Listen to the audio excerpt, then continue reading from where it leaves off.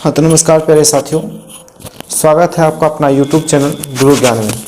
जैसा कि आप जानते हैं कि आज हम लोग क्लास 11th का चैप्टर नंबर 2 पढ़ेंगे।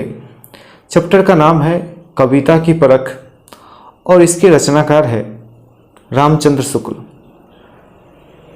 इनका जन्म 1884 ईस्वी को हुआ था और इनकी मृत्यु 2 फरवरी 1941 ईस्वी को कोसी में हुई थी।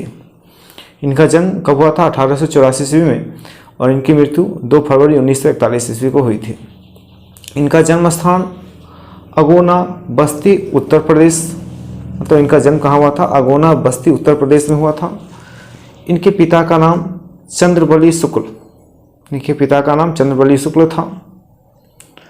ये एक इतिहासकार, निबंधकार और बहुत अच्छे लेखक थे। ये जो चैप्टर है कविता की परख, यह चिंतामणि भाग 3 से लिया गया है। अब इस कविता में, इस चैप्टर में कविता की परख में इसका मुख्य उद्देश्य है कि हम लोग कविता क्यों पढ़ते हैं, कविता की परख क्यों किया जाता है। बहुत ही ज़्यादा इम्पोर्टेंट चैप्टर है। आखिर कविता का उद्देश्य क्या होता है?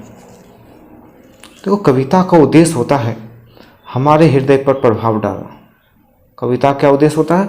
हमारे हृदय पर जो प्रभाव डाल सके वही क्या होती है? कविता होती है। जो हमारे भीतर प्रेम, आनंद, हास्य, करुणा, आश्चर्य इत्यादि का संचार कर सके, जो हमारे अंदर प्रेम, दया, करुणा, हास्य, करुणा, आश्चर्य इत्यादि का संचार कर सके, वही क्या होती है? कविता होती है। जो हमारे भीतर इन सभी चीज़ों का संचार नहीं कर पाता है, चाहे वो प्रेम हो, आनंद हो, हास्य हो, आश्चर्य हो, इस सब का संचार नहीं कर पाता है, उसे हम लोग कविता नहीं कह सकते। कवि क्या करता है? कुछ वस्तुओं और व्यापारों को, कविता की रचना करने के लिए कुछ वस्तुओं और व्यापारों को इस प्रकार खड़ा करता है, उसके चित्र हमारे मानस पटल पर, हमारे मस्तिष्क पर अंकित हो जाते हैं। जैसे हम लोग मान लीजिए पहाड़ कहते हैं तो पहाड़ का चित्र हमारे सामने आ जाता है। जैसे हम लोग ताजमहल कहते हैं तो ताजमहल का फिगर हमारे मस्तिष्क में आ जाता है। तो कवि वस्तुओं और व्यापारों की रचना करने के लिए जो चीज को अपने मस्तिष्क में लाता है, कवि जिस चीज को अपने मानस पटल पर अंकित करता है उसे हम लोग कल्पना कहते हैं। जैसा भाव हो वैसा ही कहने का ढंग होना चाहिए।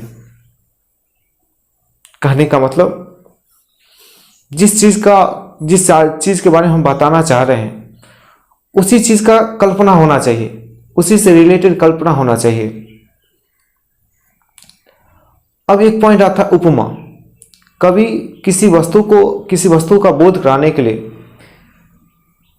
जिस समान शब्दों का प्रयोग करते हैं, जिस वस्तुओं का प्रयोग करते हैं, जिस वस्तुओं के नामों का प्रयोग करते हैं, उसे हम लोग क्या कहते हैं? उपमा कहते हैं।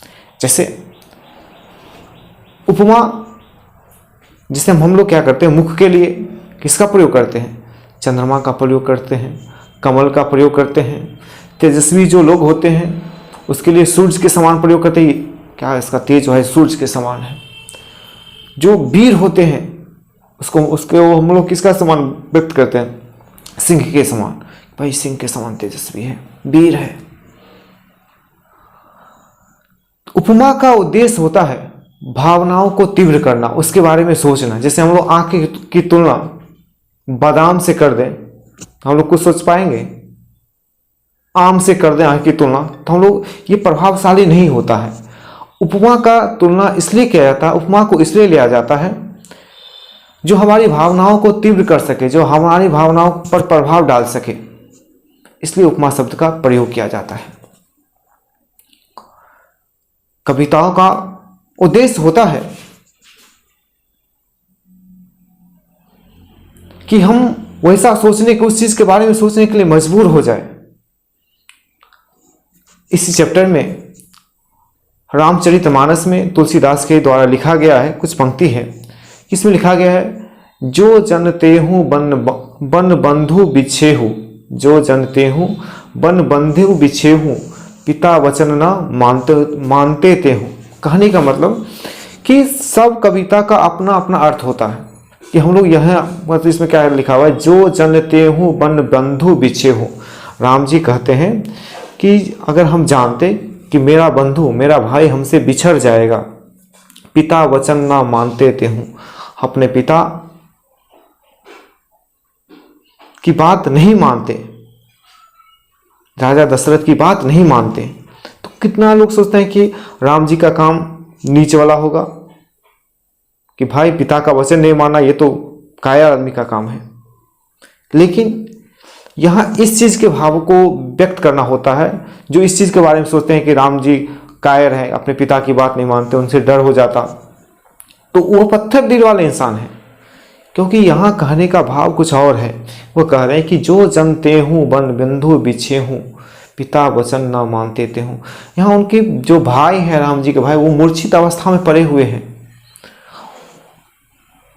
उनके अंदर क्या बीत रही वही जान रहे हैं। एक भाई से बिछड़ना कितने दुख की बात होती है।